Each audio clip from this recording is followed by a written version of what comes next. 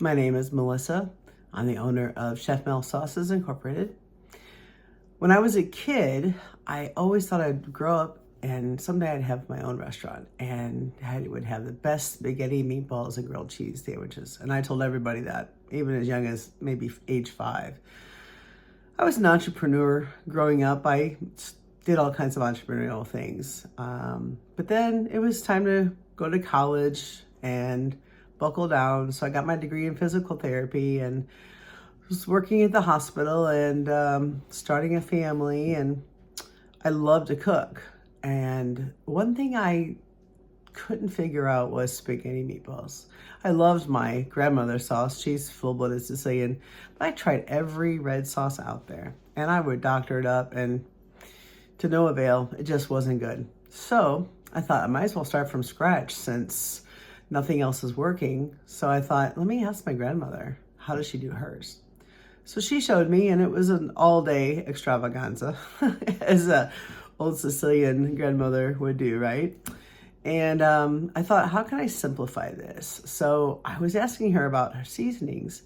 And when I said something about oregano, she just looked at me like, ooh, no, Sicilians don't usually like oregano. And I said, really? I had no idea. So that was a huge aha moment as an adult.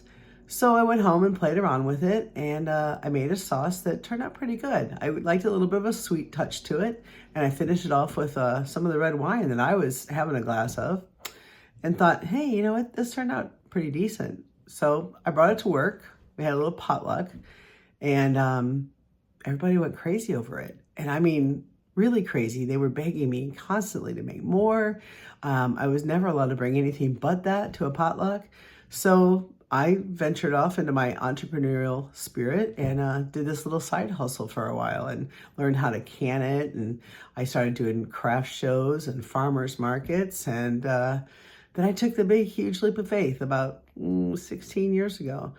And I went to mass production so that I can get into grocery stores. And it's been a long journey, but I've learned a lot, and I've been building my business from a very small business, and we're still a small business, but we're growing at a pretty rapid rate now because I quit my day job, so to speak. I retired myself from physical therapy last year, and I've put myself all in into this business, and I'm excited about the future.